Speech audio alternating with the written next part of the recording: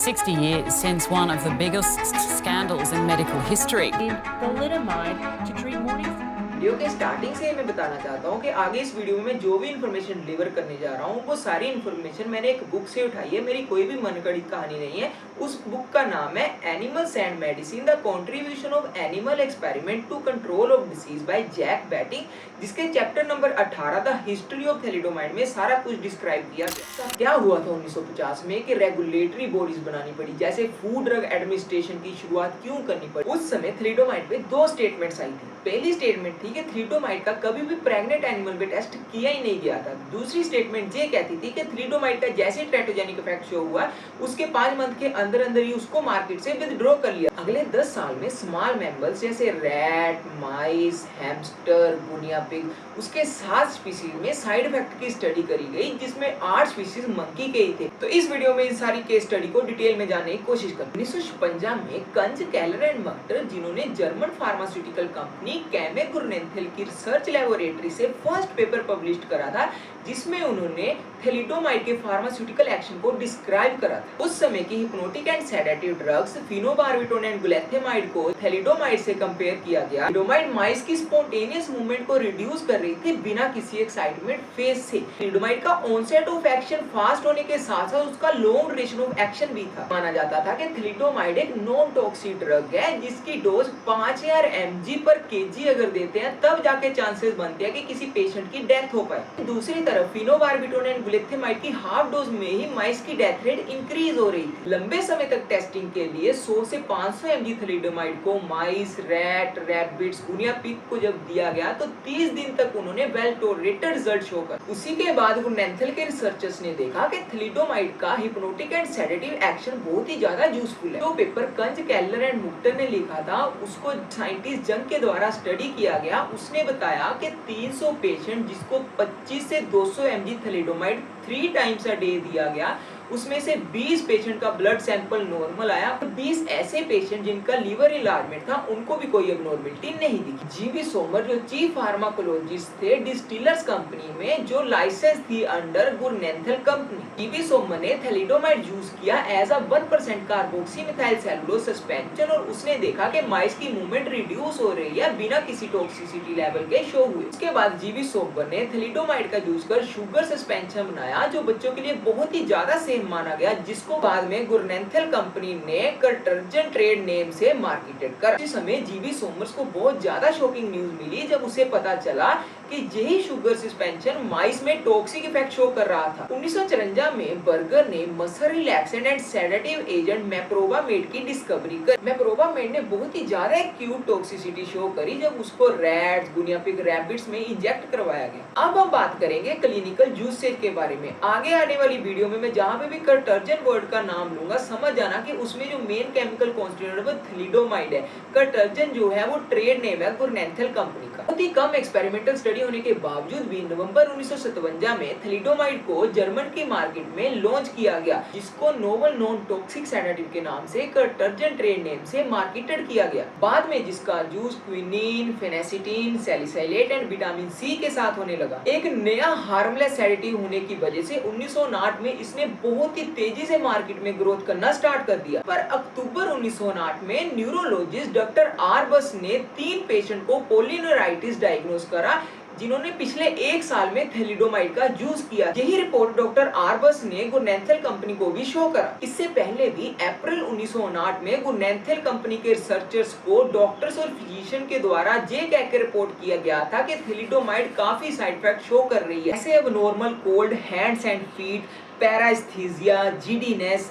पर उसके बावजूद भी गुर्नेंथल ने बास को जे रिप्लाई दिया कि हमें कोई भी साइड इफेक्ट नोटिस में नहीं है। 30 अप्रैल 1960 में डॉक्टर बास ने 3 पेशेंट के केसेस को न्यूरोलॉजिकल कांग्रेस में डिस्क्राइब करा। साइंटिस्ट फ्रैंकल, जो के कॉन्जिस्टियन के न्यूरोलॉजिस्ट थे, उन्होंने भी डॉक्टर बास के जैसे गुर्नेंथल कंपनी को कंप्लेंट करा था कि उनकी थैलिडोमाइड ड्रग काफी साइड इफेक्ट शो कर रही है जो अनअवॉइडेबल है। फ्रैंकल एक पेपर सबमिट करने जा रहा था जिसमें उसने 20 पेशेंट जिन्होंने थैलिडोमाइड लेने के बाद peripheral neuritis side effect show करे थे, उसका डाटा सबमिट कर रहा था। पर गुनेथिल कंपनी के रिसर्चर्स ने उसे कहा कि हमें थोड़ा टाइम दो, या अपना रिसर्च तुम अभी मत सबमिट करो, बाद में सबमिट करना। पर फ्रैंकल अपनी बात पे डटा रहा। पर फिर भी किसी को नहीं पता कि 6 मई 1961 से पहले फ्रैंकल का पेपर पब्लिश क्यों नहीं हुआ। 31 दिसंबर 1960 में एक जर्नल पब्लिश होता है जिसमें डॉक्टर ए लेस्ले फ्लोरेंस लिखते हैं इस थैलिडोमाइड टू ब्लेम। अपने 4 पेशेंट के केस को डिस्क्राइब करा जिन्होंने थैलिडोमाइड के बाद कोई साइड इफेक्ट शो करे, जैसे paraesthesia affecting first feet then hand, coldness of extremities, ataxia, nocturnal cramp. ये सब उन पेशेंट के साइड इफेक्ट्स थे जो पिछले 18 मंथ से लेकर 2 साल तक थैलिडोमाइड का यूज कर रहे थे। उसके बाद मई 1961 में थैलिडोमाइड के साइड इफेक्ट के 1300 केसेस आए, जिसके बाद ना चाहते हुए भी गुनेथिल कंपनी को थैलिडोमाइड को OTC over the counter drug से हटा के प्रिस्क्रिप्शन ओनली ड्रग करना पड़ा। अभी तक हमने पढ़ा था कि थैलिडोमाइड के वो साइड इफेक्ट जो न्यूरोलॉजिकल डिपार्टमेंट ने खोजे थे। अब हम बात करेंगे कि फैटल एब्नॉर्मलिटी कैसे हो रही थी थैलिडोमाइड के यूज के बाद। 1959 में चाइल्ड में पहली बार फोकोमिलिया का केस देखने को मिला, जिसमें बच्चे के आर्म्स और लेग्स बहुत ही ज्यादा छोटे छोटे थे। जर्मनी के मुनिच गायनोकोलॉजिस्ट वेडनबेच जे देखकर इतने ज्यादा हैरान हुए क्योंकि उन्होंने अपने पूरे करियर में ऐसा केस देखा ही नहीं था। सितंबर 1960 कोजनेव एंड पीफर ने जर्मन पेडियाट्रिक एसोसिएशन को 2 बच्चों की रिपोर्ट दी गई, जिसमें बताया गया कि बच्चों का जन्म सीवियर स्केलेटल मालफॉर्मेशन और अदर डिफॉर्मिटीज जैसे duodenal stenosis, capillary haemangioma of upper lip. दोनों ही बच्चों के बर्थ में सिर्फ 1 दिन का गैप था और दोनों ही बच्चे जर्मन के स्मॉल टाउन के रहने वाले थे। 20 साल बाद इन्वेस्टिगेशन से पता चला कि मदर को थैलिडोमाइड प्रिस्क्राइब किया गया था, वो भी तब जब उनका पोस्ट मेंस्ट्रुअल 40 से 45 दिन का था। 1961 में डिफॉर्मिटीज के केस काफी बढ़ चुके थे। तभी साइंटिस्ट लेंज ने एक मदर से केस स्टडी करा। उन्होंने उस मदर से सब कुछ पूछा, जब वो प्रेग्नेंट थी उन्होंने कौन सी डाइट फॉलो करी थी, उन्हें कौन सी और बीमारियां थी, उन्होंने ड्रग कौन सी फॉलो करी थी। ये सारा डाटा उन्होंने एक कंप्लीट रिपोर्ट बनाकर स्टडी करना स्टार्ट कर दिया। उसी समय और साइंटिस्ट ने भी थैलिडोमाइड के ऊपर रिसर्च करना स्टार्ट कर दिया। जैसे 20 पेशेंट उठाए, उनमें से 5 ऐसे पेशेंट थे जिन्होंने थैलिडोमाइड का यूज किया और उन्हें साइड इफेक्ट भी शो हुए।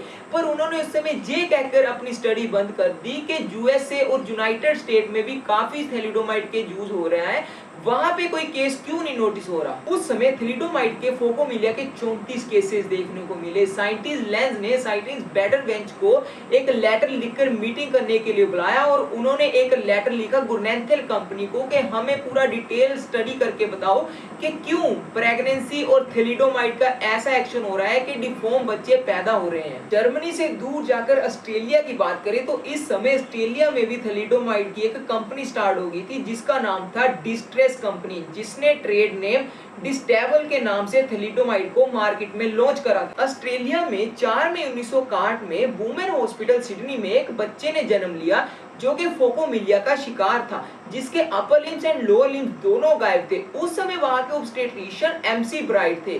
उन्होंने अपने 7 साल के करियर में ऐसा कोई भी केस नहीं देखा था। माना जाता था कि उस हॉस्पिटल में हर साल 4000 से ज्यादा डिलीवरी होती थी, 4000 से ज्यादा सक्सेसफुल पाई जाती थी। उसके 2 हफ्ते बाद ही फोकोमिलिया का एक और केस देखने को मिला। उसके अगले ही वीक एक और फोकोमिलिया का केस फिर से देखने को मिला। 8 जून 1961 में मैकब्राइन ने एग्जामिन करा कि उन सभी प्रेगनेंसी में थैलिडोमाइड का यूज किया गया था। तभी उन्होंने डिस्टाइलर्स कंपनी से आने वाली डिस्टाबल थैलिडोमाइड का यूज अपने हॉस्पिटल में बंद कर दिया। उन्होंने एक एप्लीकेशन डिस्टाइलर कंपनी जो मैन्युफैक्चर कर रही थी थैलिडोमाइड उनको लिखी कि ये जो दवाई है वो साइड इफेक्ट शो कर रही है। 16 दिसंबर 1961 में मैकब्राइड द्वारा लिखा गया possible teratogenic effect of thalidomide first paper publish किया गया। उस समय देखा जाए तो जर्मनी में लेंज और ऑस्ट्रेलिया में मैकब्राइड पूरी कोशिश कर रहे थे कि इन्वेस्टिगेट करा जाए कि थैलिडोमाइड ही वो मेडिसिन है जिसकी वजह से डिफॉर्मिटीज आ रही है। उसी समय अप्रैल 1962 में जोसेफ वार्कनी जो कि टेराटोजेनिक एजेंट एक्सपर्ट थे, उन्होंने रिसर्च करना स्टार्ट कर दिया। उन्होंने अपनी रिसर्च में देखा कि हर वो वुमेन जो थैलिडोमाइड ले रही थी उनके बच्चे डिफॉर्म पैदा नहीं हो रहे थे। उसके बाद डीप रिसर्च में पता चला कि पोस्ट मेंस्ट्रुअल के 40 से 45 दिन के बाद जो मेडिसिन ले रहे थे थैलिडोमाइड, उसके बच्चों को फोकोमिलिया कोज हो रहा था, जो 50 या 55 डे आफ्टर पोस्ट मेंस्ट्रुअल के बाद थैलिडोमाइड का यूज कर रहे थे, उनमें कोई भी इफेक्ट शो नहीं हो रहा। उसके बाद सभी साइंटिस्ट की मदद से थैलिडोमाइड को 1962 में विथड्रॉ कर लिया गया मार्केट से। विथड्रॉ के बाद इसमें कुछ पोस्ट एक्सपेरिमेंटल स्टडीज करी गई, जो स्टडीज मैं अपनी नेक्स्ट वीडियो में बताऊंगा, क्योंकि ये वाली वीडियो बहुत ही ज्यादा लंबी हो चुकी है।